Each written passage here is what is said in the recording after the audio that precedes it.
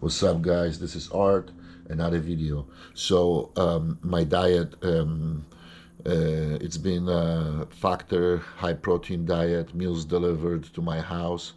That's just easiest way for me to do it. I can cook meals. I love to cook. I love to barbecue. I love to spend time in the kitchen. But the bottom line is, who has time for this? It's get tiring, you know, especially if I have to keep track of on my macros.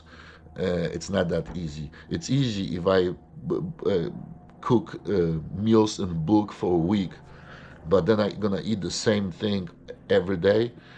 It's not gonna last. With this being said, I did 6 months on a low carb diet, 3,000 calories a day at 305 pounds. Put myself on deficit, lost 30 pounds. Very good.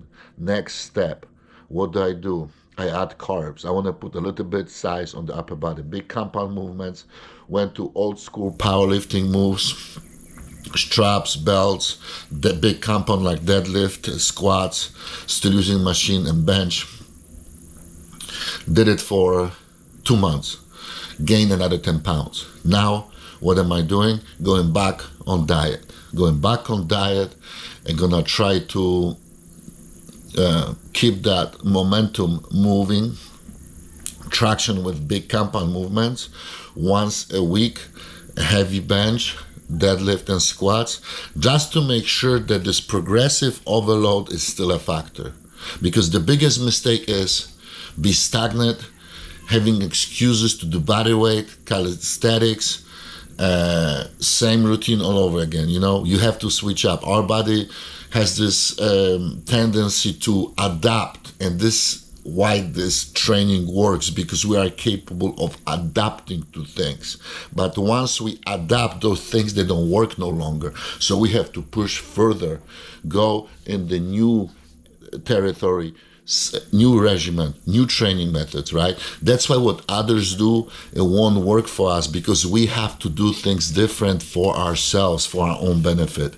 Anyways, I hope this helps you guys to understand the concept of muscle confusion, of progressive overload training, of big compound movements, including if you're a man, you need to include those in your routine. I don't care if you're doing calisthenics, if you're trying to lose weight, if you're trying, you have to keep those big compound movements just to release those good hormones, AGH, testosterone, have everything dialed in, and stay on the top, in the top shape.